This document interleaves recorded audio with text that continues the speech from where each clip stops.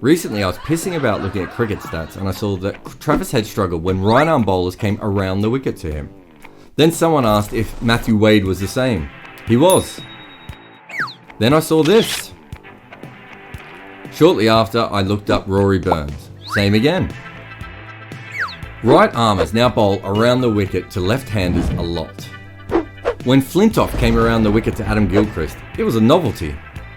Before that, unless a batsman was known to have a weakness with bowling around the wicket, a right arm bowler might come around, but it was rarely the first thing you tried. Bowling around the wicket was seen as a second choice, sometimes a third choice, often when the ball was older and the batsman was well set. But over the last few years, it's become fashionable, like woolen shoes and becoming a health goal. Recently in tests, right arm bowlers have delivered 40% of their balls from around the wicket to left-handers. Before that, it was 21%. Let me help on the maths. That's basically double. There are probably quite a few reasons. Cricket is now more professional, so players are now encouraged to bowl around the wicket in the nets. Simply having a preference for bowling over the wicket is no longer acceptable.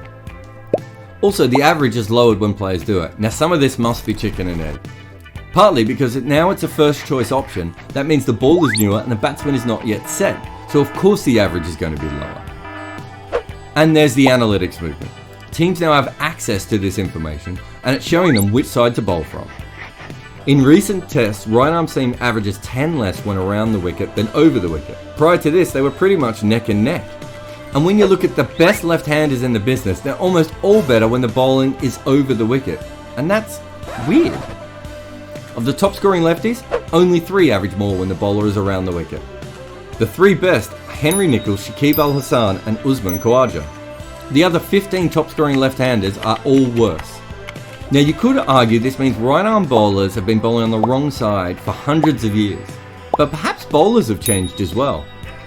Post-war, seam bowling was very outswing dominant, so it makes sense to bowl that over the wicket to a left-hander. But then the bowlers got faster, taller and they hit the deck hard. Bowling changed. Outswing is still something that is bowled, but there are very few outswing specialists. So if outswing isn't your main skill, bowling around the wicket makes a lot more sense.